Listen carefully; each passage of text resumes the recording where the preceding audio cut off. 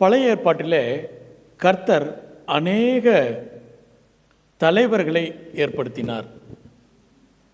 ஒவ்வொருவரும் ஒவ்வொரு காலகட்டத்திலே தேவனுக்காக தேவனுடைய பிள்ளைகளை வழி நடத்தினார்கள். முதலாவதாக மோசே என்கின்ற ஒரு மனிதனை தேவன் தேர்ந்தெடுத்து அவருடைய ஜனமாகிய இஸ்ரவேல் மக்களை வழிநடத்த ஒரு தலைவனை ஏற்படுத்தினார். மோசே என்கின்ற ஒரு மாபெரும் தலைவனை ஏற்படுத்தினார். மோசே இஸ்ரவேல் மக்களை பார்வோனின் கையிலிருந்து விடுவித்து அவர்களை கானான் தேசத்திற்கு கொண்டு போய் சேர்க்கும் வண்ணமாக ஒரு பெரிய ஒரு திட்டத்திற்கு தலைவனாக தேவன் நியமித்தார். தேவன் தலைவர்களை நியமிப்பது மாத்திரமல்ல, தலைவர்களை பயிற்சி செய்கின்றார். அவர்களுக்கு பாடங்களை கற்றுக் கொடுத்து அவர்களை தகுதிப்படுத்துகிறார். தலைவர்களை உண்டு பண்ணுகிறவர் மாத்திரமல்ல, தலைவர்களை தகுதிப்படுத்துகிறார். மோசேயை 40 ஆண்டு காலம் அந்த பார்வோனின் அரண்மனையிலே அவரை ஆயத்தப்படுத்துகிறார். எல்லா காரியங்களிலும் வில் வித்தைகளிலிருந்து அநேக யுத்த காரியங்களிலிருந்து அவனை மோசேயை ஆயத்தப்படுத்துகிறார் தேவன். எல்லாம் ஆயத்தமான உடனே மோசே நினைக்கிறாரு, இப்போ இஸ்ரவேல் மக்களை வழி நடத்த நான் ஆயத்தமாக இருக்கிறேன் என்று சொல்லி. அப்போ கர்த்தர் சொல்கிறாரு, நீ இப்போ ரெடி இல்லை என்று சொல்லி மீண்டும் ஒரு 40 ஆண்டுகள் மீதியான் தேசத்திலே எத்ரோவின் வீட்டிலே ஒரு மெய்ப்பனாக அவனை ஆயத்தப்படுத்துகிறார். பல நேரங்களில் நம்முடைய வாழ்க்கையில் நாம் ஆயத்தமாகிவிட்டோம் என்று சொல்லி நினைக்கின்றோம். ஆனால் கர்த்தர் சொல்கிறாரு, நீ இன்னும் ஆயத்தமாகவில்லை, நான் உன்னை ஆயத்தப்படுத்த வேண்டும் என்று சொல்லி 40 ஆண்டு காலம் மீதியான் தேசத்திலே மெய்ப்பனாக மோசே வேலை செய்து அநேக பாடங்களை தேவன் அவனுக்கு கற்றுக் கொடுக்கின்றார். அப்போ எந்த சூழ்நிலைக்கு வர்றாருன்னா, 40 ஆண்டு காலம் பார்வோனின் அரண்மனையிலே நல்ல வாக்கு, நன்றாக பேசக்கூடிய திறமையுடைய மனிதனாக இருந்த மனிதன் இந்த 40 ஆண்டு காலம் மீதியான் தேசத்திலே மெய்ப்பனாக இருந்தபோது என்ன சொல்கிறாரு, நான் ஒரு திக்குவாயன், மந்த நாவு உள்ளவன் என்று சொல்லி தன்னைத்தானே தாழ்த்துகிற நிலைமைக்கு வரும்போது கர்த்தர் சொல்கிறாரு, நவ் யூ ஆர் ரெடி. இப்போ மோசே சொல்கிறாரு, வேறு யாரையாவது அனுப்ப ஆண்டவரே, நான் ரெடி இல்லை. அப்போ கர்த்தர் சொல்கிறாரு, நீ இப்போ ரெடி ஆகிட்ட என்று சொல்லி கர்த்தர் அவனை மாபெரும் திட்டத்திற்கு தலைவனாக நியமிக்கின்றார். தேவன் தலைவர்களை நியமிப்பது மாத்திரமல்ல, தலைவர்களை ஆயத்தம் பண்ணுகிறார். அவர்களுக்கு கற்றுக் கொடுத்து அவர் ஆயத்தம் பண்ணி அந்த தலைவர்களை தலைவர்களாக உருவாக்குகிறார் என்று சொல்லி யோசுவாவை, மோசேக்கு பின்பு யோசுவாவை என்ன செய்கிறாரு, தலைவனாக ஏற்படுத்துகிறார் இஸ்ரவேல் மக்களை. ஒரு வசனத்தை கூட வாசிப்போமா? யோசுவாவின் புஸ்தகம் 1ஆம் அதிகாரம் 1வது வசனத்தில் வாசிப்போம். கர்த்தருடைய தாசனாகிய மோசே மரித்த பின்பு, இப்ப மோசே மரித்து விடுகிறார். கர்த்தர் மோசேயின்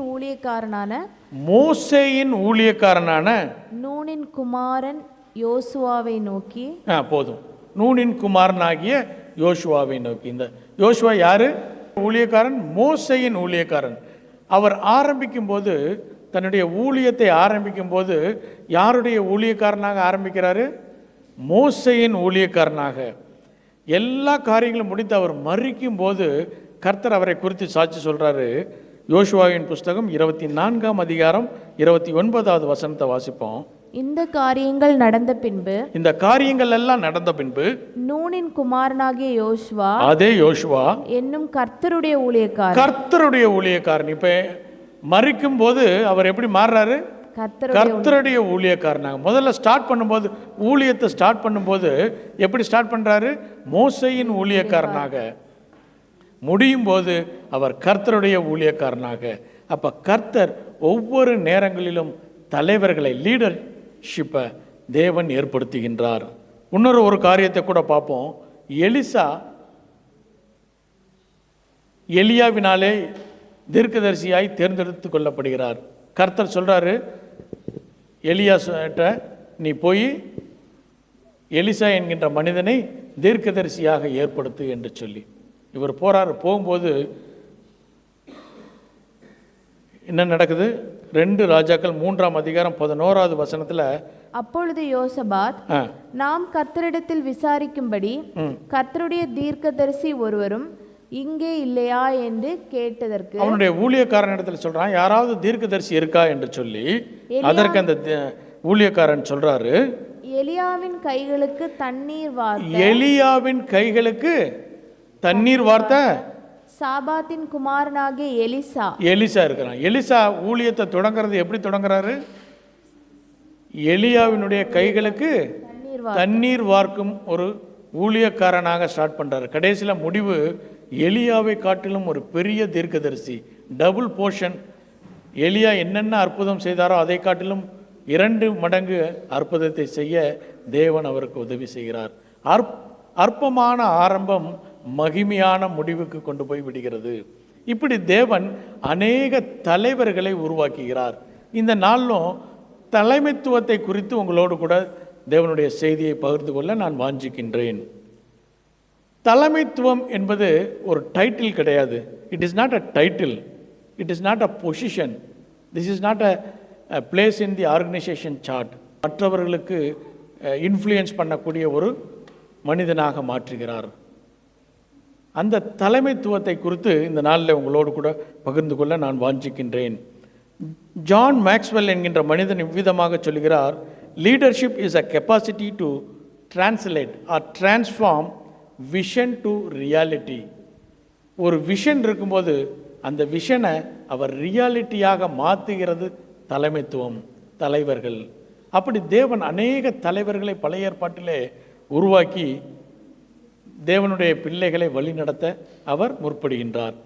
தலைவர்களை உருவாக்க வேண்டும் என்று சொல்லும்போது எந்தெந்த வகையில் பழைய ஏற்பாட்டிலும் சரி உலக பிரகாரமான வாழ்க்கையிலும் எப்படி தலைவர்கள் உருவாகுகிறார்கள் என்று சொன்னால் சீசனல் லீடர்ஷிப் என்று சொல்வார்கள். ஒரு காலகட்டத்திற்கு ஒரு தலைவர், அந்த தலைவர் எப்போதும் தலைவர்களாக இருக்க முடியாது.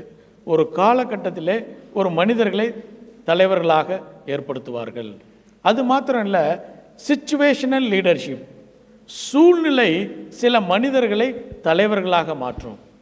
பல நேரங்களில் ஒரு கிரிட்டிக்கலான சுச்சுவேஷனில் தலைவர்கள் வருவார்கள். பழைய ஏற்பாட்டிலிருந்து ஒரு மனிதன் எப்படி தலைவனாக மாறினான் என்று சொல்லி நாம் பார்க்க போகின்றோம். எடுத்துக்கொள்ளுங்கள், யாத்திரையாகமம் 32ஆம் அதிகாரம் 1-4 வசனங்களை வாசிப்போம். மோசே மலையிலிருந்து இறங்கி வர தாமதிக்கிறதை ஜனங்கள் கண்டபோது, போதும். மோசே நேற்றைய முந்தைய தினத்தில் நாம் தியானித்தோம். மோசே சீனாய் மலைக்கு எத்தனை தடவை போனார்? 8 முறை போனார்கள் என்று சொல்லி வேதாகமத்தில் இருக்கிறது. சிலர் வேத பண்டிதர்கள் ரபிமார்கள் சொல்கிறார்கள் அது 7 முறை தான், 8வது முறை 2 முறை எழுதப்பட்டிருக்கிறது என்று சொல்லி. எப்படி இருந்தாலும் மோசே 7 முறை அல்லது 8 முறை சீனாய் மலையில் சென்று ஒரு சில நேரங்களிலே அவர் என்ன சொன்னார், 40 நாட்கள் புசியாமலும் குடியாமலும் தேவனோடு கூட தனித்திருந்து தேவனோடு கூட ஸ்பெண்ட் பண்ணார் என்று சொல்லி. அப்படி தனித்து 40 நாட்கள் ஸ்பெண்ட் பண்ணிட்டு இருக்கும்போது இப்போ ஜனங்கள் சொல்றாங்க. திரும்பி வாசிப்போம் 1வது வசனத்தை. மோசே மலையிலிருந்து இறங்கி வர தாமதிக்கிறதை ஜனங்கள் கண்டபோது அவர்கள் ஆரோனிடத்தில் கூட்டம் கூடி அவனை நோக்கி, எகிப்து தேசத்திலிருந்து எங்களை அழைத்து கொண்டு வந்த அந்த மோசேக்கு என்ன சம்பவித்ததோ அறியோம். ஆதலால் நீர் எழுந்து எங்களுக்கு முன் செல்லும் தெய்வங்களை எங்களுக்காக உண்டு பண்ணும் என்றார்கள். இப்ப மக்கள் சொல்றாங்க, மோசே எங்களை வழி நடத்தி வந்தார், ஆனால் இப்போ மோசே இல்லை, என்ன நடந்தது என்று தெரியவில்லை. தேவ பர்வதமாகிய சீனாய் மலைக்கு சென்றார், திரும்பி வர வெகு நாட்களாகிவிட்டது. ஆகையினாலே இனி மோசே வருவார் என்கின்ற நம்பிக்கை எங்களுக்கு இல்லை. ஆகவே எங்களை வழி நடத்தி செல்ல ஒரு தேவரை உருவாக்குங்கள் என்று சொல்லி ஆரோனிடத்தில் வந்தார். சிச்சுவேஷன் யாரை லீடராக மாற்றுச்சு? இப்போ ஆரோனை ஒரு தலைவனாக மாற்றுகிறது. தேவன் முன்குறித்திருக்கிறார் மோசையை தலைவனாக. இப்போ ஆரோனை யார் முன்குறிக்கிறார்கள்? யார் தேர்ந்தெடுக்கிறார்? ஜனங்கள். அந்த இஸ்ரவேல் மக்கள் ஆரோனை தலைவனாக ஏற்படுத்துகிறார்கள். அவரிடத்துல சொல்கிறாங்க, மோசேக்கு என்ன நடந்துச்சுன்னு தெரியல, நீங்கள் எங்களுக்கு என்ன செய்யுங்க, ஒரு தேவனை உண்டு பண்ணுங்கள் என்று சொல்லி. அப்போ ஆரோன் என்ன செஞ்சுருக்கணும்? கண்டிப்பாக மோசே திரும்பி வருவார், காத்திருங்கள்னு சொல்லியிருக்கணும். அல்லது கொஞ்சம் வெயிட் பண்ணுங்க, நானும் போய் கர்த்தரிடத்தில் கேட்டுட்டு வரேன்னு சொல்லி தனியாக அவன் தேவனோடு கூட ஜெபித்திருக்க வேண்டும். மாறாக என்ன செய்தான் என்று 2வது வசனத்தில் வாசிப்போம். அதற்கு ஆரோன், உங்கள் மனைவிகள் குமாரர் குமாரத்திகளுடைய காதுகளில் இருக்கிற பொன் அணிகளை கழற்றி என்னிடத்தில் கொண்டு வாருங்கள் என்றான். தொடர்ந்து வாசிப்போம். ஜனங்கள் எல்லாரும் தங்கள் காதுகளில் இருந்த பொன் அணிகளை கழட்டி ஆரோனிடத்தில் கொண்டு வந்தார்கள். அவர்கள் கையிலிருந்து அவன் அந்த பொன்னை வாங்கி சிற்ப கருவியால் கருப்பிடித்து ஒரு கன்றுக்குட்டியை வார்ப்பித்தான். அப்பொழுது அவர்கள், இஸ்ரவேலரே, உங்களை எகிப்து தேசத்திலிருந்து அழைத்து கொண்டு வந்த உங்கள் தெய்வங்கள் இவைகளே என்றார்கள். போதும். இப்ப அவர் ஒரு கன்றுக்குட்டியை என்ன செய்றாரு? சிற்ப கருவிகளினாலே கருப்பிடித்து ஒரு கன்றுக்குட்டியை வார்ப்பித்தான். இந்த கன்றுக்குட்டி யாருன்னா, எருது எகிப்து தேசத்தின் தேவனாக இருந்தது. அப்போ எகிப்து தேசத்தில் எருது இருந்ததுனால இவர் என்ன செய்கிறாரு? அதோட சின்ன ஒரு கன்றுக்குட்டியை உருவாக்கி இதுதான் உங்களுடைய தேவன் என்று சொல்லுகிறார். பல நேரங்களிலே நீங்களும் நானும் தலைவர்களை ஏற்படுத்தினால், சிச்சுவேஷனல் லீடரை நம்ம தேர்ந்தெடுத்தா நம்ம என்ன செய்வாங்க? ஆரோனை போல தேவனை விட்டு தூரமாய் வழி விலகச் செய்வார்கள். உடனே கர்த்தர் மோசேயை பார்த்து சொல்கிறாரு, ஆரோன் என்ன செஞ்சார்? நம்முடைய ஜனத்தை, இந்த இஸ்ரவேல் ஜனத்தை ஆவிக்குரிய நிர்வாணிகளாக மாற்றிவிட்டான். நீ உடனே போய் பார் என்று சொல்லி மோசே வர்றாரு. வந்த உடனே ஆரோன் என்ன சொல்கிறாரு? வாசிப்போமா? 21வது வசனத்தை வாசிப்போம். பின்பு மோசே ஆரோனை நோக்கி, நீ இந்த ஜனங்கள் மேல் இந்த பெரும் பாதகத்தை சுமத்துகிறதுக்கு இவர்கள் உனக்கு என்ன செய்தார்கள் என்றான். அதற்கு ஆரோன், என் ஆண்டவனுக்கு கோபம் மூளாதிருப்பதாக, இது பொல்லாத ஜனம் என்று நீர் அறிந்திருக்கிறீர். இப்போ எப்படி பெல்ட் அடிச்சாரு? டைரக்டா பெல்ட் அடிச்சாரு. இந்த ஜனம் என்ன ஜனம்? பொல்லாத ஜனம். தொடர்ந்து வாசிப்போம். இவர்கள் என்னை நோக்கி, எங்களுக்கு முன் செல்லும் தெய்வங்களை எங்களுக்கு உண்டு பண்ணும், எகிப்து தேசத்திலிருந்து எங்களை அழைத்து கொண்டு வந்து அந்த மோசேக்கு என்ன சம்பவித்ததோ அறியோம் என்றார்கள். அப்பொழுது நான், பொன்னுடைமை உடையவர்கள் எவர்களோ அவர்கள் அதை கழட்டி தர கடவர்கள் என்றேன். அவர்கள் அப்படியே செய்தார்கள். அதை அக்னியிலே போட்டேன். என்ன ஒரு பயங்கரமான ஒரு பொய்ய சொல்றாரு. அக்னியில போட்டாராம். அதிலிருந்து இந்த கன்றுக்குட்டி வந்தது. அதிலிருந்து கன்றுக்குட்டி வந்துச்சான். வசனத்துல சொல்றாரு, சிற்ப கருவிகளை கொண்டு இவர் வடைந்தார்னு. இப்ப சொல்றாரு, கரெக்டா மாத்திட்டார். டப்புன்னு என்ன மாத்திட்டாரு? அதுவா தன்னால வந்துருச்சு. இத மோசே கர்த்தர் மட்டும் சொல்லன்னா இவர் நம்பி இருப்பார் இல்ல? கர்த்தர் ஏற்கனவே சொல்லிட்டாரு, அதனாலதான் இவர் நம்பல, சொல்லிட்டாரு. இப்போ ஆரோனை போல தலைவர்கள் ஏற்படுத்தும் போது என்ன தவறு வரும்னா, அவர்கள் தேவனுடைய சத்தத்தை கேட்க மாட்டார்கள். யாருடைய சத்தத்தை தான் கேட்பாங்க? மனிதர்களுடைய சத்தத்தை தான் கேட்பாங்க. சிச்சுவேஷனல் லீடர்ஸ் எப்பயாவது உருவாகனா அவங்க என்ன செய்வாங்கன்னா, மனிதர்கள் பேச்சை கேட்பாங்க. மைனாரிட்டியை பற்றி அவங்க கன்சர்ன் பண்ண மாட்டாங்க. பல நேரங்களில் உலக தலைவர்கள் மெஜாரிட்டிக்கு பின்னதாக அவர்கள் செல்வார்கள். அதை தான் ஆரோன் செய்த ஒரு தவறு. என்னென்னா, அவன் மனிதர்களுடைய சத்தத்தை கேட்டான், கர்த்தருடைய சத்தத்தை கேட்கல. அது மாத்திரம் இல்லை, அவர்களிடத்தில் பொன்னையும் பொன்னெல்லாம் வாங்கினானா. இந்த பொன்னெல்லாம் அவர்களுக்கு எப்படி கிடைத்தது? எகிப்து தேசத்தில் கர்த்தர் சொல்கிறாரு, நீங்கள் போய் அவர்களை கொள்ளையிடுங்கள் என்று சொல்லி. ஏன் கொள்ளையிடுவது கரெக்டா? இல்லை. ஏன் கொள்ளையிட சொல்கிறார்னா, 400 வருடங்கள் இவர்கள் அடிமைகளாக இருந்தார்கள். அதற்கு அவர்கள் கூலி கொடுக்கவே இல்லை. அதனால் அந்த கூலியை இவர்கள் பெருமண்டமாக நீங்கள் போய் இப்போ கொள்ளையடித்து கொள்ளுங்கள் என்று சொல்லி அவர்களிடத்திலிருந்து திரளான பொன்னையும் பொருளையும் அவர்கள் பெற்றுக்கொள்கிறார்கள். அது அவர்களுடைய சம்பளமாக அவர்கள் எடுத்துக்கொண்டு போகிறார்கள். பல நேரங்களில் இப்படிப்பட்ட தலைவர்களிடத்தில் உங்களுடைய பொருள்களை கொடுக்கும்போது அவர்கள் என்ன செய்வாங்க? உங்களுக்கு என்ன உண்டு பண்ணுவார்கள்? கன்றுக்குட்டிகளை உண்டு பண்ணுவார்கள். பல நேரங்களில் இது கர்த்தர் கொடுத்த ஆசீர்வாதம். இந்த பொண்ணெல்லாம் எகிப்து தேசத்திலிருந்து கர்த்தர் கொடுத்த ஆசீர்வாதம். அதை ஆரோன் இடத்துல கொடுக்கும்போது ஆரோன் அதை கன்றுக்குட்டிகளாக மாற்றி ஆவிக்குரிய நிர்வாணிகளாக அவர்கள் எல்லோரையும் மாற்றி விடுகிறான். இதே பொருள்களை மோசே கையில் கொடுத்தா மோசே என்ன உண்டு பண்ணார்? ஆசாரிப்பு கூடாரத்தை உண்டு பண்ணார். கர்த்தர் ஏற்படுத்திய தலைவர்களிடத்தில் நீங்கள் உங்களுடைய ஆசீர்வாதத்தை கொடுக்கும்போது அது தேவன் அவர்களோடு கூட தங்கும் ஒரு வாசஸ்தலத்தை மோசே உண்டு பண்ணுகிறார். ஆனால் ஆரோன் என்ன செய்கிறார்னா அதை சாபமாக மாற்றுகிறார், ஆசீர்வாதத்தை சாபமாக மாற்றுகிறார். இப்படிப்பட்ட அநேக தலைவர்கள் மனிதர்களினாலே உண்டு பண்ணப்படுகிறார்கள்.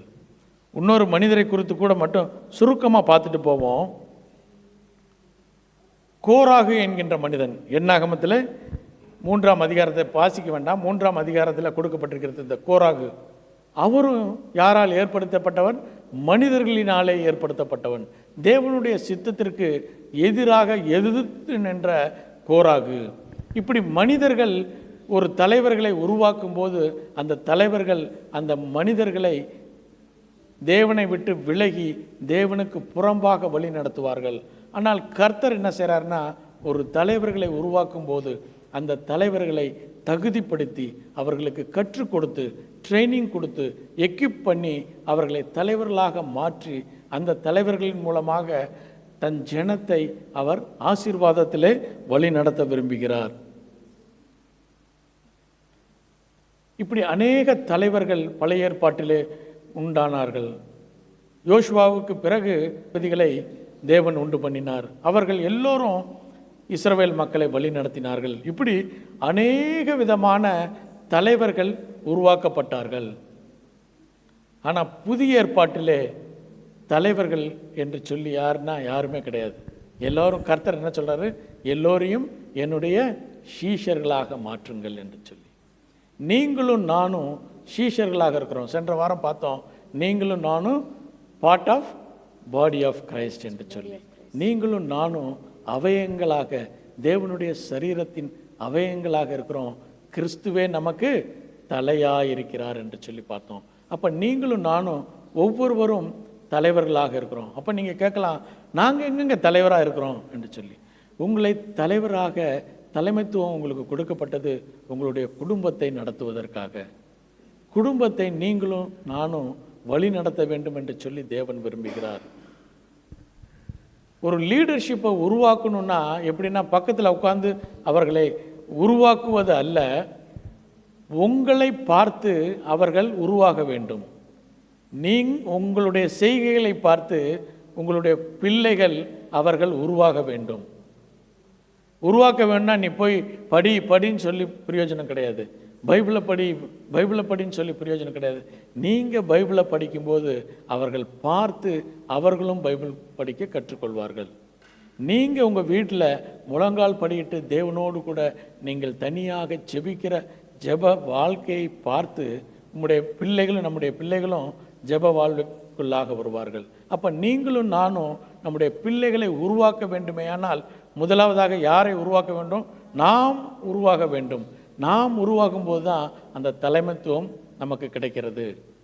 அந்த தலைமைத்துவத்திற்கு நீங்களும் நானும் அழைக்கப்பட்டிருக்கிறோம். நாம் எல்லோரும் தேவனுடைய சீஷர்கள், ஆண்டவராகிய இயேசு கிறிஸ்துவனுடைய சீஷர்கள். மத்தேயு 20ஆம் அதிகாரத்தில் ஒரு உவமை சொல்லப்பட்டிருக்கிறது, வாசிக்க வேண்டாம். எல்லோருக்கும் ஒரே விதமான கூலி கொடுக்கப்படும். எத்தனை மணிக்கு வந்தவங்களுக்கு? 3ஆம் மணி வேலைக்கு வந்தவங்களுக்கு, 6ஆம் மணி வேலைக்கு வந்தவங்களுக்கு, 9ஆம் மணி வேலைக்கு வந்தவங்களுக்கு, 11ஆம் மணி வேலைக்கு வந்த எல்லோருக்கும் ஒரே கூலி கொடுக்கப்படும். அதுதான் புதிய ஏற்பாட்டின் தலைமைத்துவத்தினுடைய அர்த்தம்.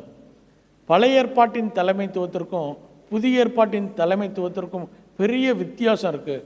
அது என்னென்னா, நாம் எல்லோரும் தலைவர்களாக இருக்கிறோம். ஏதோ அந்த புல்பிட்டில் வந்து பிரசங்கிப்பவர்கள் மாத்திரம் இல்லை, இந்த இடத்துல ஃபீக்கால காஃபி டீயை போடுறவங்களும் அதே கூலி தேவன் கொடுப்பார். சரி, அது இல்லாமல் வந்து உட்காந்துட்டு போகிறவங்களே அவங்களுக்கும் ஒரே பணத்தை கூலியாக கொடுப்பார். ஏனென்று சொன்னால் அவர்களும் அவர்களுடைய வீட்டில் தலைமைத்துவம் பண்ணுகிறார்கள் என்று சொல்லி. அப்போ அந்த தலைமைத்துவத்தை, புதிய ஏற்பாட்டின் தலைமைத்துவத்தை நீங்களும் நானும் புரிந்து கொள்ள வேண்டும். பழைய ஏற்பாட்டிலே தேவன் தலைவர்களை ஏற்படுத்தினார், அந்த தலைவர்களை நீங்களும் நானும் ஃபாலோ பண்ணணும். ஆனால் புதிய ஏற்பாட்டிலே நீங்களும் நானும் எல்லோரும் தலைமைத்துவத்திற்கு ஒப்பு கொடுக்கப்பட்டிருக்கிறோம். நம் அனைவருடைய கைகளிலும் அந்த தலைமைத்துவம் கொடுக்கப்பட்டிருக்கிறது. நீங்களும் நானும் ஒருவர் மாத்திரம் அல்ல, எல்லோரும் இணைந்து, யாரோ ஒருவர் ஊழியம் செய்வதல்ல, நாம் யாவரும் இணைந்து செய்வதுதான் ஊழியம். அந்த ஊழியம் நம்ம எல்லோரும் தேவனுடைய சரீரத்திலே, ஆண்டவராகிய இயேசு கிறிஸ்துவின் சரீரத்திலே அவயங்களாக இருக்கிறோம். ஒவ்வொருவருக்கும் ஒவ்வொரு ரோல்ஸ் அண்ட் ரெஸ்பான்சிபிலிட்டி கொடுக்கப்பட்டிருக்கிறது. நம்முடைய ரோல்ஸ் அண்ட் ரெஸ்பான்சிபிலிட்டி டிஃப்ரெண்ட்டாக இருக்கலாம், ஆனால் உங்களுக்கும் எனக்கும் கூலி என்னதான்? ஒரே கூலி தான் கிடைக்கப்படும். அநேக நேரங்களில் நம்ம நினைக்கிறோம் இவங்கெல்லாம் பெரிய ஆட்கள், பெரிய ஊழியக்காரர்கள் என்று சொல்லி. ஆனால் தேவன் சொல்கிறாரு, அவருடைய நீதி என்னென்னா எல்லோருக்கும் ஒரே பணம் கூலியாக கொடுக்கப்படும். நீங்களும் நானும் ஒரே விதமாக தேவனுடைய சமூகத்தில் போய் சேருவோம். அந்த காரியத்தை நீங்களும் நானும் ஆழமாக புரிந்து கொள்ள வேண்டும். சென்ற வாரம் நம்ம பார்த்தோம், லூக்கா 19ஆம் அதிகாரம் 10வது வசனத்தில், இழந்து போனதை தேடவும் ரட்சிக்கவும் மனிதகுமாரன் வந்தார் என்று சொல்லி. இந்த வாரத்திலே மத்தேயு எழுதிய சுவிசேஷம் 20ஆம் அதிகாரம் 28வது வசனத்தில் இவ்விதமாக சொல்லப்பட்டிருக்கிறது, அப்படியே மனுஷகுமாரன் ஊழியம் கொள்ளும்படி வராமல் ஊழியம் செய்யவும் அநேகரை மீட்கும் பொருட்டாக தம்முடைய ஜீவனை கொடுக்கவும் வந்தார். ஆண்டவராகிய இயேசு கிறிஸ்து எதுக்கு வந்திருக்கிறார்னா, அவர் ஊழியம் கொள்ளாமல் ஊழியம் செய்யவும் அநேகரை மீட்கும் பொருட்டாக தம்முடைய ஜீவனை கொடுக்கவும் வந்தார் என்று சொல்லி. நீங்களும் நானும் ஊழியம் கொள்பவர்களாக அல்ல, ஊழியம் செய்பவர்களாக இருக்க வேண்டும். அநேக நேரங்களில் நம்ம நினைக்கிறோம் ஊழியம் யாரோ செய்கிறாங்கன்னு. இல்லை, நீங்கள் நானும் சேர்ந்து தேவனுடைய ஊழியத்தை செய்கிறோம் என்று சொல்லி. தேவனுடைய ஊழியத்தை செய்வதற்கும் உலக பிரகாரமான லீடர்ஷிப் இருப்பதற்கும் அநேக வித்தியாசங்கள் இருக்கிறது. இந்த உலக பிரகாரமான லீடர்ஷிப் ஆகணும்னா அவங்க சொல்லுவாங்க, என்ன ஃபஸ்ட் என்ன வேணும்? செல்ஃப் கான்ஃபிடென்ட் வேணும். நீங்கள் முதல்ல உங்களை நீங்களே உயர்வாக நினைக்க வேண்டும் என்று சொல்லி. ஆனால் தேவனுடைய சமூகத்தில் லீடர்ஷிப் ஆகணும்னா அவர் என்ன செய்ய சொல்லியிருக்காரு? தாழ்மையாக இருக்க வேண்டும் என்று சொல்லி. மார்க் எழுதிய சுவிசேஷம் 10ஆம் அதிகாரம் 35வது வசனத்திலிருந்து வாசிப்போம். மார்க் எழுதிய சுவிசேஷம் 10ஆம் அதிகாரம் 35வது வசனத்திலிருந்து வாசிப்போம்.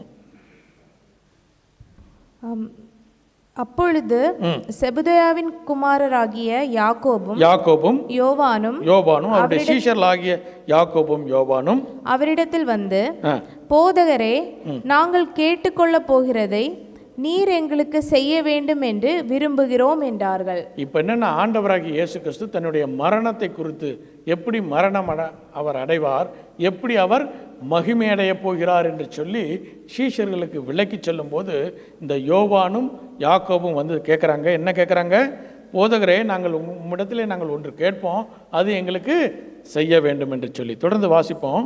அவர் அவர்களை நோக்கி, நான் உங்களுக்கு என்ன செய்ய வேண்டும் என்று விரும்புகிறீர்கள் என்று கேட்டார். அதற்கு அவர்கள், உமது மகிமையிலே எங்களில் ஒருவன் உமது வலது பாரிசத்திலும் ஒருவன் உமது இடது பாரிசத்திலும் உட்கார்ந்திருக்கும்படி எங்களுக்கு அருள் செய்ய வேண்டும் என்றார்கள். இப்போ அவங்களுடைய ரெக்வஸ்ட் என்னது? ஒருவர் வலது புறத்திலும் ஒருவர் இடது புறத்திலும் இருக்கணும். இதே சம்பவத்தை மத்தேயு எழுதுறாரு. அவர் எப்படி எழுதுறாருன்னு பார்ப்போம். மத்தேயு 20ஆம் அதிகாரம் 20வது வசனத்தை வாசிப்போமே. மத்தேயு 20:20. அப்பொழுது செபதேயாவின் குமாரனுடைய தாய் தன் குமாரரோடு கூட அவரிடத்தில் வந்து அவரை பணிந்து கொண்டு, உம்மிடத்தில் ஒரு விண்ணப்பம் பண்ண வேண்டும் என்றாள். அவர் அவளை நோக்கி, உனக்கு என்ன வேண்டும் என்று கேட்டார். அதற்கு அவள், உம்முடைய ராஜ்யத்திலே என் குமாரராகிய இவ்விரண்டு பேரில் ஒருவன் உமது வலது பாரிசத்திலும் ஒருவன் உமது இடது பாரிசத்திலும் உட்கார்ந்திருக்கும்படி அருள் செய்ய வேண்டும் என்றாள். இப்போ மத்தேயு கரெக்டாக எழுதுறாரு. இந்த 2 பேர் மட்டும் தனியாக போகல, யாரையும் கூப்பிட்டு போயிட்டாங்க? அவங்க அம்மாவையும் கூட்டிகிட்டு போய், அம்மா வந்து ரெக்கமெண்டேஷனுக்கு. இப்போ என்ன கேட்குறாங்கன்னா, நீங்கள் மகிமையில் வரும்போது எங்களுக்கு என்ன வேணும்? வலதுபுறமும் இடதுபுறமும் வேண்டும். அவங்க என்ன கேட்குறாங்கங்கிறது அவங்களுக்கு தெரியாமல் இருக்குது. பல நேரங்களில் நாம் கர்த்தரிடத்தில் கேட்போம், நம்ம கேட்பது என்னது என்று சொல்லி நாமே அறியாமல் கேட்போம். பல விண்ணப்பங்கள் அப்படி கேட்போம். அப்படி தான் யாக்கோபும் யோவானும் தன்னுடைய தாயை கூட்டு போய் கேட்குறாங்க, நீங்கள் மகிமையில் வரும்போது வலதுபுறமும் இடதுபுறமும் வேண்டும். இவர் ஆண்டவராகிய இயேசு கிறிஸ்து மகிமை அடைய வேண்டும் என்று சொல்லி எந்த காரியத்தை சொல்கிறாருன்னா சிலுவையை குறித்து சொல்கிறார். இவங்க நினச்சிட்டாங்க பரலோகத்தில் இவங்க ராஜாவாக வருவார்னு. ஆனால் ஆண்டவராகிய இயேசு கிறிஸ்து என்ன சொல்கிறாரு, நான் எங்கே இருப்பேன், சிலுவையில் மறிக்கப் போகிறேன், அப்போது நான் மகிமை அடைவேன் என்று சொல்லி. இப்போ இவங்க ரெண்டு பேரும் என்ன கேட்குறாங்க, வலது பக்கத்துலேயும் இடது பக்கத்துலேயும் யார் இருந்தாங்க, கல்வர்கள் இருந்தாங்க. இவங்க சொல்கிறாங்க நானும் கல்வன் ஆகணுங்க. இவங்க ரெண்டு பேர் இவங்க கேட்குறது என்னதென்று அறியாமல் கேட்குறாரு. அப்போ தான் ஆண்டவராகிய இயேசு கிறிஸ்து சொல்கிறார், நீங்கள் கேட்பது என்னதென்று தெரியாமல் கேட்குறீங்க, நான் குடிக்கும் பாத்திரத்தில் நீங்கள் குடிக்க முடியுமா, நான் ஸ்தானத்தை நீங்கள் எடுக்க முடியுமா என்று சொல்லி கர்த்தர் சொல்கிற அந்த காரியம். ஆனாலும் சொல்கிறாரு, இந்த காரியம் உங்கள் வாழ்க்கையில் நடக்கும். அதை வாசிப்போமா? 22வது வசனம். இயேசு பிரதியுத்தரமாக, நீங்கள் கேட்டுக்கொள்கிறது இன்னதென்று உங்களுக்கு தெரியவில்லை. நான் குடிக்கும் பாத்திரத்தில் நீங்கள் குடிக்கவும் நான் பெரும் ஸ்நானத்தை நீங்கள் பெறவும் உங்களால் கூடுமா என்றார். அதற்கு அவர்கள் கூடும் என்றார்கள். அவர் எந்தையுமே யோசிக்கவே இல்லை, கூடும்னு முதல்ல சொல்லிட்டாங்க. அடுத்து அவர் அவர்களை நோக்கி, என் பாத்திரத்தில் நீங்கள் குடிப்பீர்கள். என்ன சொல்றாருன்னா, இப்ப குடிக்க மாட்டீங்க, எப்ப குடிப்பீங்க, பிற்காலத்தில் குடிப்பீங்க. யாக்கோபு எப்படி மரிச்சார்னா, ஃபர்ஸ்ட் அவர் தான் இரத்த சாட்சியாய் மரித்த சீஷன். நீங்கள் சொல்ல இல்லைங்க, ஸ்டீஃபன் தான் முதல்ல மரிச்சார், இல்லை ஸ்தேவான் மரித்தார். ஸ்தேவான் சீஷன் அல்ல, சீஷர்கள் 12 பேரில் முதல்ல மரிச்சது யாரு, யாக்கோபு. அதனால தான் அவர் சொல்கிறார், நீ மரிப்ப, இரத்த சாட்சியாய் மரிப்ப. அதே போல் யோவான் கடைசியாக மரித்தார். முதல்ல யார் மரிச்சா, யாக்கோபு. கடைசியாக மரித்த 12 சீஷரில் யாருன்னா யோவான். அவர் தான் கடைசியாக மரித்தவர். நீங்கள் எனக்காக மரிப்பீர்கள், ஆனால் இப்போ மரிக்க மாட்டீர்கள். தொடர்ந்து வாசிப்போம். நான் பெறும் ஸ்நானத்தையும் நீங்கள் பெறுவீர்கள், ஆனாலும் என் வலது பாரிசத்திலும் என் இடது பாரிசத்திலும் உட்கார்ந்திருக்கும்படி என் பிதாவினால் எவர்களுக்கு ஆயத்தம் பண்ணப்பட்டிருக்கிறதோ அவர்களுக்கே அல்லாமல் வேற யாருக்கும் கிடைக்காது. அவர் சொல்றாரு, அந்த காரியத்தை என் பிதாவானவர் முடிவு செய்வார் என்று சொல்லி. அநேக நேரங்களில் அவருடைய சீஷர்களாகிய நீங்களும் நானும் அவசரப்படும் போது என்ன செய்வான், அந்த பொசிஷன் வேணும், இந்த பொசிஷன் வேணும் என்று சொல்லி. ஆனால் தேவன் சொல்றாரு, எல்லா காரியமும் நடக்கும், ஆனால் அதன் காலத்தில் நடக்கும். கர்த்தருடைய காரியங்கள் நம்முடைய வாழ்க்கையிலே தாமதமாக நடந்தாலும் அது நடக்கும். எப்படி நடக்கும்னா, நம்மை முதலாவதாக ஆயத்தப்படுத்தி விட்டு பின்பாக கர்த்தர் செய்வார். ஒரு வசனத்தை வாசிப்போம். மார்க் எழுதிய சுவிசேஷம் 10ஆம் அதிகாரம் 42வது வசனத்திலிருந்து வாசிப்போம். அப்பொழுது இயேசு அவர்களை கிட்ட வர செய்து, புறஜாதியாருக்கு அதிகாரிகளாக எண்ணப்பட்டவர்கள் அவர்களை இருமாப்பாய் ஆளுகிறார்கள் என்றும், அவர்களில் பெரியவன் அவர்கள் மேல் கடினமாய் அதிகாரம் செலுத்துகிறார்கள் என்றும் நீங்கள் அறிந்திருக்கிறீர்கள். புற ஜாதியார் வெளியில இருக்கிறவங்க செய்றவங்க. அடுத்து, உங்களுக்குள்ளே அப்படி இருக்கலாகாது. உங்களில் எவனாகிலும் பெரியவனாய் இருக்க விரும்பினால் அவன் உங்களுக்கு பணிவிடைக்காரனாய் இருக்க கடவன். இப்போ கர்த்தருடைய சமூகத்தில் லீடர்ஷிப் ஆகணும்னா உலகத்தின்படியாக அல்ல, இது ஒரு ரிவர்சபிள் பாலிசி. இது ரிவர்ஸாக காரியங்கள் நடக்கும். எப்படி நடக்கும்னா, நீ பெரியவன் ஆகணும்னா என்ன செய்யணும், சின்னவனாக வேண்டும். நீ மாஸ்டர் ஆகணும்னா முதல்ல என்ன ஆகணும், சர்வெண்ட்டாக மாற வேண்டும். நீ எஜமானனாக மாற வேண்டுமேயானால் ஊழியக்காரனாக மாற வேண்டும். பெரியவனாக வேண்டுமேயானால் முதலாவது சிறியவனாக மாற வேண்டும் என்று சொல்லி தேவன் விரும்புகிறார். அநேக நேரங்களில் நீங்களும் நானும் நம்மை தாழ்த்த வேண்டும் என்று சொல்லி தேவன் விரும்புகிறார். தாழ்த்தப்படும் போது தேவன் உயர்த்துகிறார். அதை தான் ஒரு அருமையான ஒரு ஓமையில் சொல்கிறார். லூக்கா 14ஆம் அதிகாரம் 7வது வசனத்திலிருந்து ஒரு ஓமை கொடுக்கப்பட்டிருக்கிறது. அதை வாசிப்போம். விருந்துக்கு அழைக்கப்பட்டவர்கள் பந்தியில் முதன்மையான இடங்களை தெரிந்து கொண்டதை அவர் பார்த்து அவர்களுக்கு ஒரு உவமையை சொன்னார். ஒருவனால் கல்யாணத்துக்கு நீ அழைக்கப்பட்டிருக்கும் போது பந்தியில் முதன்மையான இடத்தில் உட்காராதே. உன்னிலும் கனமுள்ளவன் ஒருவேளை அவனால் அழைக்கப்பட்டிருப்பான். அப்பொழுது உன்னையும் அவனையும் அழைத்தவன் உன்னிடத்தில் வந்து இவருக்கு இடங்கொடு என்பான். அப்பொழுது நீ வெட்கத்தோட தாழ்ந்த இடத்திற்கு போக வேண்டியதா இருக்கும். நீ அழைக்கப்பட்டிருக்கும் போது போய் தாழ்ந்த இடத்தில் உட்காரு. அப்பொழுது உன்னை அழைத்தவன் வந்து, சிநேகிதனே, உயர்ந்த இடத்தில் வாரும் என்று சொல்லும்போது உன்னுடனே கூட பந்தி இருந்தவர்களுக்கு முன்பாக உனக்கு கனம் உண்டாகும். உங்களுக்கு கனம் உண்டாக வேண்டுமேயானால் நீங்கள் தாழ்த்த வேண்டும் என்று சொல்லி, தாழ்மையுள்ளவனுக்கு தேவன் கிருபை அளிக்கிறார் என்று சொல்லி, நீங்களும் நானும் தேவனுடைய சமூகத்தில் லீடர்ஷிப்பாக மாற வேண்டும், சீஷனாக லீடர்ஷிப்பாக மாற வேண்டுமேயானால் முதலாவது நீங்களும் நானும் நம்மை தாழ்த்த கற்றுக்கொள்ள வேண்டும் என்று சொல்லி. அப்போ உலகத்தின் லீடர்ஷிப்புக்கும் ஆண்டவராகிய இயேசு கிறிஸ்துவனுடைய ஊழியத்தின் லீடர்ஷிப்புக்கும் பெரிய வித்தியாசம் உண்டு. அதை தான் ஒரு டெமான்ஸ்ட்ரேட் பண்ணுகிறார். வாசிக்க கேட்ட வேத பகுதியில் திருப்பிக் கொள்வோம். வேத பகுதி யோவான் எழுதிய சுவிசேஷம் 13ஆம் அதிகாரத்தில் ஒரு அருமையான ஒரு காரியத்தை ஆண்டவராகிய இயேசு கிறிஸ்து மரணத்திற்கு முன்னதாக இந்த காரியத்தை மிக அழகாக செய்கிறார். வாசிப்போமா 1வது வசனத்திலிருந்து. பஸ்கா பண்டிகைக்கு முன்னே இயேசு இவ்வுலகத்தை விட்டு பிதாவினிடத்திற்கு போகும்படியான தம்முடைய வேலை வந்ததென்று அறிந்து தாம் இவ்வுலகத்தில் இருக்கிற தம்முடையவர்களிடத்தில் அன்பு வைத்தபடியே முடிவு பரியந்தமும் அவர்களிடத்தில் அன்பு வைத்தார்.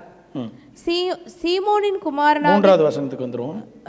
தம்முடைய கையில் பிதா எல்லாவற்றையும் ஒப்பு கொடுத்தார் என்பதையும் தாம் தேவனிடத்திலிருந்து வந்ததையும் தேவனிடத்திற்கு போகிறதையும் இயேசு அறிந்து போஜனத்தை விட்டு எழுந்து வஸ்திரங்களை கழட்டி வைத்து ஒரு சீலையை எடுத்து அறையிலே கட்டிக்கொண்டு பின்பு பாத்திரத்தில் தண்ணீர் வார்த்து சீஷருடைய கால்களை கழுவவும் தாம் கட்டி கொண்டிருந்த சீலையினால் துடைக்கவும் தொடங்கினார். அவர் சீமோன் பேதுருவினிடத்தில் வந்தபோது அவன் அவரை நோக்கி, ஆண்டவரே, நீர் என் கால்களை கழுவலாமா என்றான். போதும். இந்த சம்பவம் நமக்கு எல்லோருக்கும் தெரியும். பல திருச்சபையில் இப்போ கம்யூனியன் எடுக்கிறதுக்கு முன்னாடி பாஸ்டர் உட்காந்துருப்பார், எல்லாரும் வந்து அவர் பாஸ்டருடைய காலை கழுவுவாங்க. இங்கே யாரை கழுவுறா? இயேசு கிறிஸ்து சீஷர்களை கழுவுறாங்க. ஆனால் சில திருச்சபைகளில் பாஸ்டர் உட்காந்துட்டு பாஸ்டர் எல்லாரும் கழுவுவாங்க. நீங்கள் பார்த்துருப்பீங்களான்னு தெரியாது. சில திருச்சபைகளில் இதை ஒரு முறைமையாகவே வச்சுருக்காங்க. முதல்ல பாஸ்டரை கழுவி அவரை சுத்திகரிப்பாங்க. இங்கே ஆண்டவராகிய இயேசு கிறிஸ்து கால்களை கழுவ வேண்டும் என்று சொல்வது ஒரு ரிச்சுவலாக, ஒரு முறைமையாக அதை எடுத்துக்கொள்ளாதபடிக்கு ஆவியிலே நீங்களும் நானும் புரிந்து கொள்ள வேண்டும் என்று சொல்லி ஒரு டெமான்ஸ்ட்ரேட் பண்ணுறாரு சீஷர்களுக்கு. இதனுடைய சத்தியத்தை நீங்களும் நானும் தெளிவாக புரிந்து கொண்டாதான் ஆண்டவராகிய இயேசு கிறிஸ்துவுக்கு ஊழியமும் செய்ய முடியும். அவருடைய ஊழியத்திலே நீங்களும் நானும் லீடர்ஸாகவும் இருக்க முடியும். அவர் முதலாவது என்ன செய்கிறாரு? 4வது வசனத்தை வாசிப்போம். போஜனத்தை விட்டு எழுந்து. போதும். முதலாவதாக என்ன செய்யணும்னா, மனிதர்களை கன்சர்ன் அபவுட் அதர்ஸ், இல்லை மற்றவர்களை குறித்த ஒரு கரிசனை முதலாவது நமக்கு வேணும். நம்ம திருச்சபைக்கு வர்றாங்க, இங்கே இல்லை, ஸ்வீடனில் யாரும் அப்படி வர்றதில்லை. நம்முடைய ஊர்களில் போனோன்னா வர்ற மனிதர்களை எங்கே பார்ப்பாங்க? கழுத்தை பார்ப்பாங்க, எத்தனை கிராம் போட்டிருக்காங்க, இல்லை காதை பார்ப்பாங்க, எத்தனை கிராம் இருக்குது. அதுக்கடுத்து கரெக்டாக சொல்கிறீங்க, சேலை பார்ப்பாங்க, எவ்வளவு ஜரிகை, அது வெள்ளி ஜரிகையா தங்க ஜரிகையான்னு பார்ப்பாங்க, இல்லை. ஆனால் கர்த்தர் என்ன சொல்கிறாரு? கால்களை பார்க்க வேண்டும், அவருடைய கால்களை பார்க்க வேண்டும். அப்போனா என்னென்னா, அவர்கள் சுத்தமாக வேண்டும் என்கின்ற ஒரு வாஞ்சை வர வேண்டும். மற்றவர்களை குறித்த நீங்கள் கரிசனை வேண்டும். மற்றவர்களும் பரலோக ராஜ்யத்திலே வர வேண்டும். உங்களுடைய சகோதரனும் சகோதரியாய், ஆவிக்குரிய சகோதரனும் சகோதரியும் பரலோக ராஜ்யத்திலே வர வேண்டும் என்ற ஒரு கரிசனை உங்களுக்கு முதலாவது வேணும். அது இல்லைன்னா நீங்கள் காலை பார்க்கவே மாட்டீங்க, மூஞ்சை மட்டும் பார்த்து சிரிச்சுட்டு போயிடுவீங்க. முதலாவதாக அந்த கன்சர்ன் வேணும். ஆதி ஆகமத்தில் பார்க்குறோம், காயன் இடத்துல ஆண்டவராகிய கர்த்தர் என்ன சொல்கிறாரு? காயனை பார்த்து கர்த்தர் கேட்குறாரு, எங்க ஆபேல் என்று சொல்லி. அப்போ அவர் சொல்கிறாரு, நான் அவனுக்கு காவலாளியோ? நீங்களும் நானும் நம்முடைய சகோதர சகோதரிகளுக்கு காவலாளிகளாக படைக்கப்பட்டிருக்கிறோம். நீங்களும் நானும் அவர்கள் சுத்தப்படுத்தப்பட வேண்டும் என்று சொல்லி நீங்களும் நானும் வாஞ்சி உள்ளவர்களாக இருக்க வேண்டும். மற்றவர்களை நீங்களும் நானும் கரெக்ட் பண்ண வேண்டும். அவர்களும் நித்திய ராஜ்யத்தை சுதந்திரித்து கொள்ள வேண்டும் என்று சொன்ன அந்த வாஞ்சை உங்களுக்கும் எனக்கு வேண்டும். Be concern about others. அந்த கன்சர்ன் இருந்தால் தான் இந்த காரியத்தையே செய்ய முடியும் இல்லையா? 4வது வசனத்தில் முதல்ல சொல்றாரு, என்ன செஞ்சாரா? போஜனத்தை விட்டு எழுந்து. உங்களுக்கு நிறைய ப்ரியாரிட்டிஸ் இருக்கும். சாப்பிடும்போது யாராவது எந்திரிங்கன்னு சொன்னால் எந்திரிப்போமா? இருங்க சாப்பிட்டு முடிச்சுட்டு வர்றோம் தான் சொல்லுவோம்ல. சாப்பிடும்போது வேறு எந்த இதையும் யோசிக்க மாட்டோம். நமக்கு அநேக உலகத்தில் ப்ரியாரிட்டிஸ் இருக்கும். ஆனால் முதலாவதாக மற்றவர்களை குறித்த ஒரு கரிசனை வேண்டும். அப்போ தான் தேவனுக்கு நீங்களும் நானும் ஊழியம் செய்ய முடியும். நீங்களும் நானும் ஊழியம் செய்ய வேண்டும் என்று சொன்னால் முதலாவதாக மற்றவர்களை குறித்த கரிசனை உங்களுக்கும் எனக்கும் வேண்டும். நம்மிடத்தில் அநேக ப்ரியாரிட்டிஸ் இருக்கும். அவைகளை எல்லாம் தள்ளி விட்டு அவர்களை குறித்த ஒரு கரிசனை இரண்டாவதாக வேண்டும். 3வதாக ஆண்டவராகிய இயேசு கிறிஸ்து என்ன செஞ்சார்? தன்னுடைய வஸ்திரத்தை கழட்டி போனார். அநேக நேரங்களில் நீங்களும் நானும் ரட்சிப்பின் வஸ்திரத்தை போட்டிருக்கிறோம். அந்த ரட்சிப்பின் வஸ்திரத்தை நீங்களும் நானும் அழுக்குப்படாமல் அதை நீங்களும் நானும் அதை பாதுகாத்து கொள்ள வேண்டும். மற்றவர்களை கரெக்ட் பண்ணுறோன்னு சொல்லிட்டு நம்முடைய வஸ்திரத்தை, அதாவது சேல்வேஷனை நம்ம விட்டுறக்கூடாது. அநேக ஊழியக்காரர்கள் இந்த அவங்களுடைய பர்சனல் ப்ராப்ளத்தை, அடுத்தவர்களுடைய பர்சனல் ப்ராப்ளத்தை கேட்டு கேட்டு கேட்டு அவர்கள் என்ன செய்வாங்க? அவர்களும் விழுந்து விடுவார்கள். அப்போ நீங்களும் நானும் முதலாவதாக தெரிந்து கொள்ள வேண்டும், என்னுடைய ரட்சிப்பிலே நான் பற்றி கொண்டு இருக்க வேண்டும். ரட்சிப்பிலே முதலாவதாக நான் பற்றி கொண்டு இருக்கும்போது தான் மற்றவர்களை கரெக்ட் பண்ண முடியும். மற்றவர்களை கரெக்ட் பண்ணுவதற்கு முன்னதாக எனக்கு கொடுக்கப்பட்ட அந்த வஸ்திரத்தை, அந்த சேல்வேஷனை நீங்களும் நானும் இறுக பற்றி கொள்ள வேண்டும். முதலாவதாக பார்த்தோம், போஜனத்தை விட்டு எழுந்தார். 2வதாக ஆண்டவராகிய இயேசு கிறிஸ்து சொன்னார், வஸ்திரத்தை கழட்டி அதை பத்திரப்படுத்தி கொண்டார். 3வதாக என்ன செஞ்சார்னா, ஒருவரை நீங்களும் நானும் சுத்தப்படுத்த வேண்டும், கால்களை சுத்தப்படுத்த வேண்டுமானால் முதலாவது நம்முடைய கை எப்படி இருக்கணும்? ஏன் கையே கிரீஸு ஆயிலாக இருந்துட்டு மற்றவர்களை போய் சுத்தப்படுத்தணும்னு போனால் என்ன ஆயிரும்? அவங்கள நம்ம அழுக்குப்படுத்திடுவோம். முதலாவதாக நம்மை நாமே சுத்தப்படுத்தி கொள்ள வேண்டும். அதனால தான் ஆண்டவராகிய இயேசு கிறிஸ்து சொல்கிறாரு, என்ன சொல்கிறாரு? ஞானஸ்தானம் பெற்ற ரட்சிப்பை பெற்றவர்கள் எல்லோரும் உடம்பெல்லாம் சுத்தமாக தான் இருக்கும். எது மட்டும்தான் சுத்தம் இல்லாமல் இருக்கும்? கால்கள் மட்டும். அதாவது நம்ம செய்கைகளிலே நாம் அசுசி பண்ண மாட்டோம். எதில் பண்ணுவோம்? சிந்தையிலே நாம் பண்ணுவோம். அதை தான் சிம்பாலிக்காக சொல்கிறாரு, கால்களிலே அவர்கள் அழுக்குப்படும், அதை நீங்கள் சுத்தப்படுத்துங்க. நீங்கள் ரட்சிப்பை பெற்றுவிட்டால் நீங்களும் நானும் சரீரத்திலே சுத்தமுள்ளவர்களாக மாறிவிடுவோம். நம்ம பெரிய பாவங்கள் செய்ய மாட்டோம், ஆனால் சிந்தையிலே செய்து விடுவோம். அதை தான் சிம்பாலிக்காக சொல்கிறாரு. அப்போ அதை செய்வதற்கு முன்னதாக நம்முடைய கரங்களை நீங்களும் நானும் கழுவ வேண்டும். அதுக்கடுத்து மற்றவர்களுடைய கால்களை கழுவ வேண்டுமே. ஆனால் நீங்களும் நானும் முதலாவது என்ன செய்யணும்? குனியணும் இல்லையா? குனியாமல் நின்றுக்கிட்டே இருந்துட்டு உங்கள் காலை மேலே தூக்குங்கன்னு சொன்னோம்னா என்ன ஆவாங்க? அவங்க கீழே விழுந்துருவாங்க. அப்போ நீங்களும் நானும் முதலாவதாக ஹம்பிள் பண்ண வேண்டும். நீங்களும் நானும் தாழ்த்த கற்றுக்கொள்ள வேண்டும் மற்றவர்கள் முன்னதாக. நம்ம ஆவிக்குரிய நிலைமையில் எவ்வளவு உயர்வாக இருந்தாலும் மற்றவர்கள் முன்னதாக அவங்களுடைய லெவலுக்கு வந்தால் தான். இப்போ சண்டே ஸ்கூல் பிள்ளைகளுக்கு சொல்லித்தரணுன்னா அவங்க லெவலில் போய் சொன்னால் தான் சொல்ல முடியும். நான் பாட்டுக்கு எடுத்துகிட்டு வந்து ஹீப்ரு வெர்சஸ் எடுத்துகிட்டு வந்து சொன்னால் அதுக்கு என்ன செய்யுங்க? ஒன்றும் புரியாது. நீங்களும் நானும் ஹம்பிள் பண்ணி அவர்களோடு கூட அவர்களுடைய நிலைமையிலே நீங்களும் நானும் இறங்க வேண்டும். பல நேரங்களில் இது எனக்கும் பிரச்சனை இருக்கும். யாராவது ஒருவர் சொல்லும்போது அவர்களுடைய நிலைமையிலிருந்து அந்த காரியங்களை புரிந்து கொள்ள வேண்டும். அடுத்தது, ஒரு திருச்சபைக்கு வந்தவுடனே நம்ம என்ன செய்வோம்? மற்றவர்களை கரெக்ட் பண்ண ஆரம்பிச்சிடுவோம். எப்படி? ஜட்ஜ் பண்ணிடுவோம். அதுவும் எப்படி? கழுவ தண்ணி கொண்டு வரணும். அந்த தண்ணி ரொம்ப சூடாக இருந்துச்சுன்னா என்னாகும்? திருச்சபைக்கு ஒருத்தர் வர்றாரு, அவரை காலை கழுவுறேன்னு சொல்லிட்டு நல்ல சூடாக 90 டிகிரி தண்ணியை ஊற்றினா என்ன செய்வார்? அவர் இந்த பக்கமே வரமாட்டார் இல்லை? நம்முடைய வார்த்தைகளிலே நீங்களும் நானும் கவனமாக இருக்க வேண்டும். அதை விட அதே மாதிரி ரொம்ப கோல்டாகவும் பண்ணிடக்கூடாது, இல்லை, வார்ம் வாட்டரை நீங்களும் நானும் கொடுக்க கற்றுக்கொள்ள வேண்டும். நல்ல வார்த்தைகளை நீங்களும் நானும் உபயோகிக்க வேண்டும். அப்போ தான் நீங்களும் நானும் லீடர்ஷிப்பாக இருக்க வேண்டும். இவைகள் எல்லாவற்றையும் ஆண்டவராக இயேசு கிறிஸ்து அவர் கற்றுக் கொடுக்குறார் தன்னுடைய சீஷர்களுக்கு. அவர் கற்றுக் கொடுத்து அவர் என்ன சொல்கிறார், நீங்களும் போய் இதை செய்யுங்கள் என்று சொல்லி. முதலாவதாக பார்த்தோம், என்ன செஞ்சார், போஜனத்தை விட்டு ப்ரியாரிட்டியை நீங்களும் நானும் விட வேண்டும் என்று சொல்லி. இரண்டாவதாக பார்த்தோம், தன்னுடைய வஸ்திரத்தை கழட்டினார் என்று சொல்லி. தன்னுடைய ரட்சிப்பிலே உறுதியாய் நாம் இருக்க வேண்டும். அந்த நம்ம ரட்சிப்பு முதலாவது கெட்டு போகாதபடிக்கு உலகம் முழுவதையும் ஆதாயப்படுத்தி கொண்டு தன் ஜீவனை நஷ்டப்படுத்தினால் லாபம் என்ன என்று சொல்லி. முதலாவது நீங்களும் நானும் பரலோக ராஜ்யத்திற்கு போக வேண்டும் என்கின்ற உறுதி இருக்கணும். அதுக்கப்புறம் மற்றவர்களை நீங்களும் நானும் கரெக்ட் பண்ண வேண்டும். அதை கரெக்ட் பண்ணும்போது நீங்களும் நானும் தாழ்மை உள்ளவர்களாய் ஹம்புளோடு கூட அவர்களோடு கூட பேச வேண்டும். நல்ல வார்த்தைகளோடு கூட பேச வேண்டும்.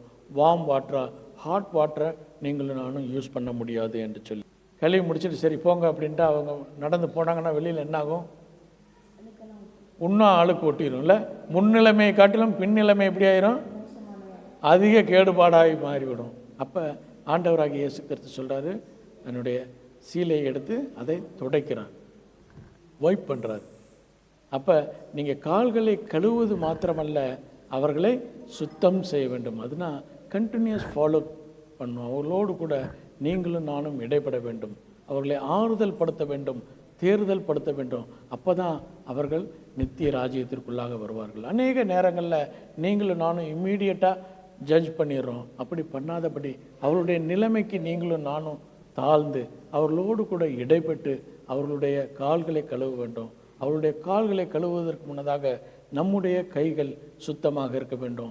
அது மாத்திரம் இல்லை, நாம் நம்முடைய ரட்சிப்பிலே நீங்களும் நானும் உறுதியாக இருக்க வேண்டும். எந்த காரியத்திலும் நம்முடைய ரட்சிப்பு நம்மை விட்டு ஈடுபடாதபடிக்கு நீங்களும் நானும் கவனமாக மற்றவர்களை நீங்களும் நானும் திருத்த வேண்டும்.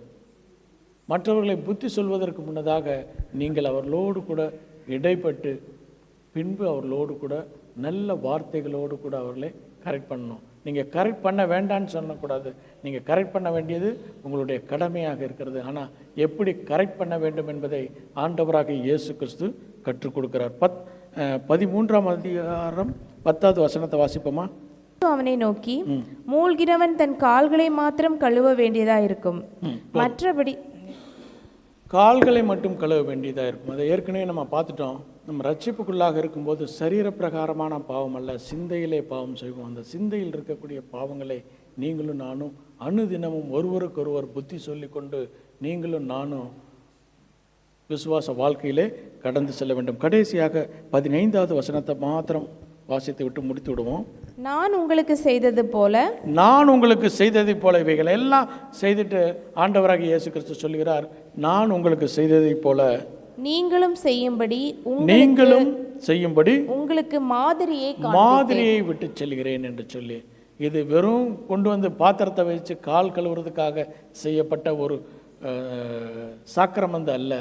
இது நீங்களும் நானும் ஆவிக்குரிய வண்ணமாக புரிந்து கொண்டு நீங்களும் நானும் ஒருவரை ஒருவர் சகோதர சகோதரிகளாக ஆண்டவராகி இயேசு கிறிஸ்துவனுடைய அன்பிலே அவயங்களாக இருக்கக்கூடிய நீங்களும் நானும் ஒருவரை ஒருவர் கரெக்ட் பண்ணி கொண்டு நீங்களும் நானும் எல்லோருமாய் சேர்ந்து தேவனுடைய சரீரத்திலே அவயங்களாக இருக்க வேண்டும் என்று சொல்லி தேவன் விரும்புகிறார். கண்களை மூடி தேவனுடைய சமூகத்தை நோக்கி பார்ப்போம். Let me be your servant, let me be as Christ to